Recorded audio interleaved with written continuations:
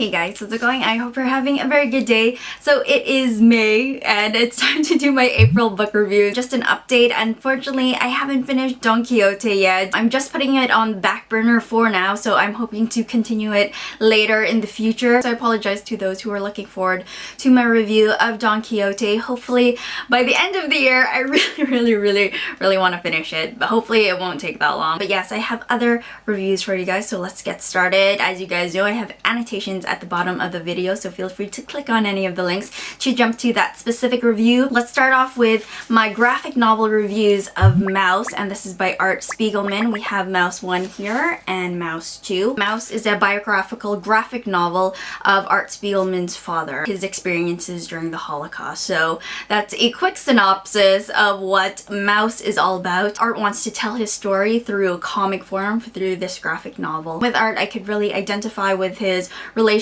with his father. It reminded me a bit of my relationship with my dad. Of course, there's love there, the concern, and of course the usual criticisms and the guilt trips that go along with the son-father relationship. And so that was really cool. It made their relationship more identifiable, which I really liked. There were moments in the story where Art was being particularly mean to his father, I felt anyways, and I could understand to an extent. Art's dad has remarried and there's drama there amongst his father and his new wife. Like, do not get me involved. There were moments though where I think his father really needed him, but Art just didn't want to deal with it. In Mouse 2, we find out that Art has some difficulty with telling his father's story. He feels his father's story may be too much for him to tell. So I thought it was really interesting to read about Art's relationship with his dad and his struggle with telling the story. As far as Art's father, Vladek, it was quite devastating to hear his story. And although a very good read, it was quite a heavy one for sure. The stadium and his son, oh my goodness, that hurt my heart so much. It was very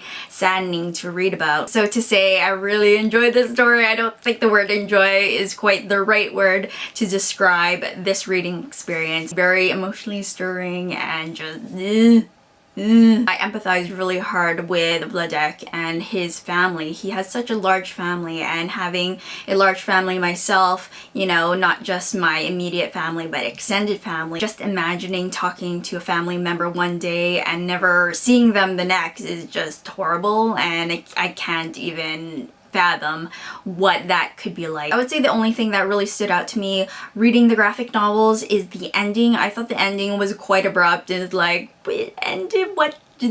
Other than that, I thought it was quite a moving story, very emotionally driven. So with that being said, guys, I'm going to give Mouse by Art Spiegelman 4 stars out of 5. I really like the graphic novel a whole lot. The feels, the emotions, it was quite As far as the illustration style, I really liked it. Art Spiegelman depicts the different people as animals. The Jewish are represented as mice and the Nazis as cats. So I thought certain panels and scenes within Vladek's story was executed quite well. As a graphic novel, definitely worth checking out. So next, guys, I have my manga review of Magic Knight Rayearth.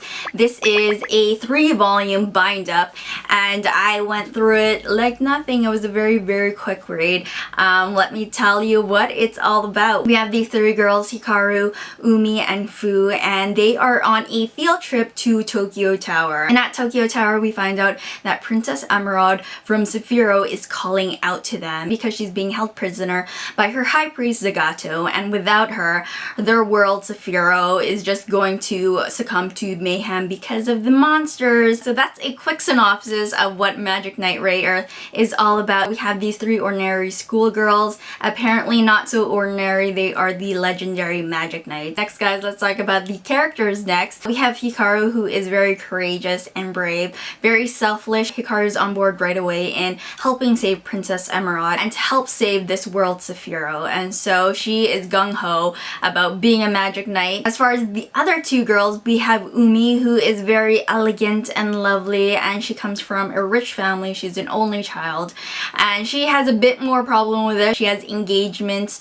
to attend to back on Earth. Same with Fu. She has engagements and, you know, responsibilities to return to as well back on Earth. And Fu, she is very smart and strategic. There's a great mix of personality traits and characteristics amongst these three different girls. Very different personalities, but all of them have the same goal, and that is to return back home to Earth. Out of all the three girls, I thought Umi had the best character arc. I thought her story was really great. I think her story as well was just a bit longer than Fu and Hikaru's story, and I was a bit disappointed that I didn't love their story arcs as much as I loved hers, especially Hikaru, who is kind of the main character out of the three. As far as the antagonists, what I love about the antagonists is that they're so over the top and crazy. They do kind of have to go through an RPG quest scenario. They have to defeat one antagonist after the other till they fight the boss. Very nostalgic actually when I was reading it. Next, let's talk about the plot of Magic Knight Rayearth. I felt the pacing was just too crazy fast, and so